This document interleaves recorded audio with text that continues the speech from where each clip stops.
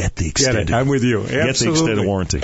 All right, since last time we talked, there's been a little more, as you know, controversy about the voting rights restoration. Yeah. The sex offenders who ended up on the list there. Yeah. Tell us, first of all, how did it happen that they were on the list to begin with, and how has it been rectified? Sure. Yeah. Let's spend a couple minutes. I think this is important because, you've seen a lot of press on all this. First of all, Jimmy, the actions I took, 40 states had already done, which I don't think most people know. We're the 41st state to do this.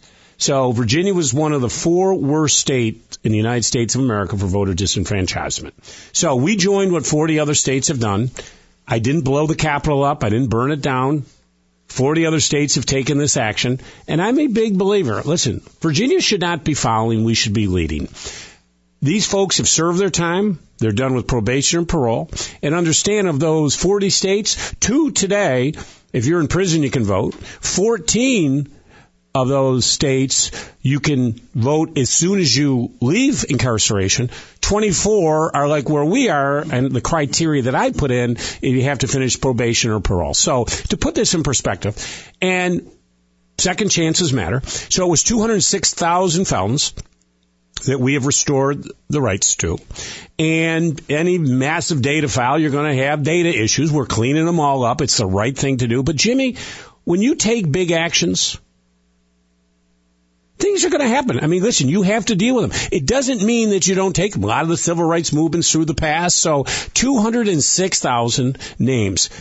Now, I deal with this every day on our Medicaid, Medicare, all of our health lists we have. Gigantic lists. You're going to have data entry problems and so forth. But keep this in perspective. You're talking 100 folks here or 1,000 here. 206,000 folks are now becoming part of society. It is the right thing to do. And no one, let's be very clear on this, Jimmy, no one has accidentally had their rights restored. Your name may be on a list. If you don't meet the criteria that I set out, you don't get to vote. And if you do vote, it's a felony, and they're not going to do that. So let's put this in perspective. Right. The concern is the 132 sex offenders. Yeah. Now, did they end up on the restoration list because there was confusion over...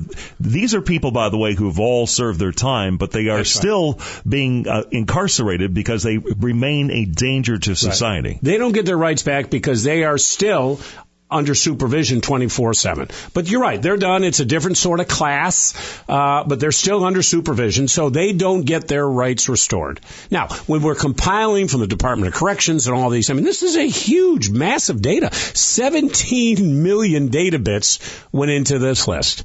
But step back. What is the goal?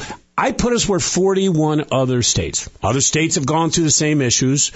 Guess what? The states didn't collapse in economic Armageddon, and people didn't go running down the streets. They're not running down broader main streets with, murders and rapists screaming with pitchforks saying, we're going to destroy the Commonwealth. It's not the case. Here's the question I hear, because as I understand it, it was Nottoway County Commonwealth's attorney, Terry Royal, who's the one that originally brought the attention, and I think your reaction at the time was basically that your competency was being called into question, and you haven't made any mistakes.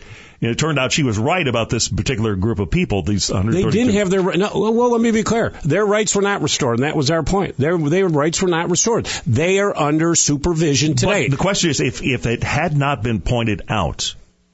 somebody along the way would have had to have found them and pointed out, right? Yeah, and I'm fine with that. And that's what I like to say. Let's work together on this. I get a kick out of some of these Commonwealth attorneys who call the press before they call our office. I get a real charge. There's a lot of politics going on here. And listen, I want everybody's help. People who disagree with us are going to find anything they can find. Of course. But if you really want to help, call us before you call the press, which it's okay. But listen, I get it. But it doesn't change the bottom line. We put Virginia where 41 other states. And look where we are today, Jimmy. From 2 years ago, when I became governor, our unemployment rate was 5.4%.